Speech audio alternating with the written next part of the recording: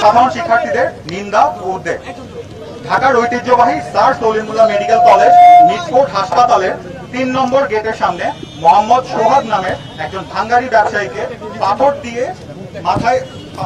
দিয়ে মাথায় আঘাত করে উলঙ্গ করে নির্মমভাবে পিটিয়ে হত্যা করার ঘটনায় আমরা গভীরভাবে শোকাহত, ক্ষুব্ধ এবং উদ্বিগ্ন। আমরা মনে করি সাম্প্রতিক বছরগুলোতে রাজনৈতিক প্রশ্রয়, বিচারহীনতার সংস্কৃতি ও প্রভাবশালী মহলের ছত্রছায়ায় একের পর এক হত্যাকাণ্ড সংঘটিত হচ্ছে। সোহাগ হত্যার ঘটনাও তার ভয়াবহ উদাহরণ। শুধুমাত্র চাঁদা দিতে অস্বীকৃতি জানানোয় একজন মানুষকে এমন পাশবিকভাবে হত্যা করা, এটি আমাদের সমাজের চরম মানবিক ও নৈতিক অবক্ষয়ের চিত্র তুলে ধরে। ঘটনা পরবর্তীতে জানা গেছে অভিযুক্ত মহিন বাংলাদেশ জাতীয়তাবাদী যুব দলের একজন প্রভাবশালী রাজনৈতিক কর্মী এবং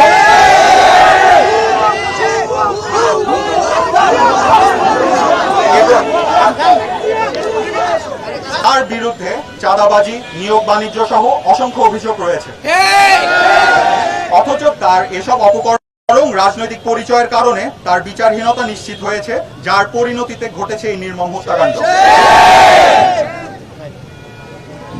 আমাদের দাবি এবং আহ্বান সমূহ: প্রথমে সোহাগ হত্যার ঘটনার দ্রুত ও নিরপেক্ষ বিচার নিশ্চিত করতে হবে।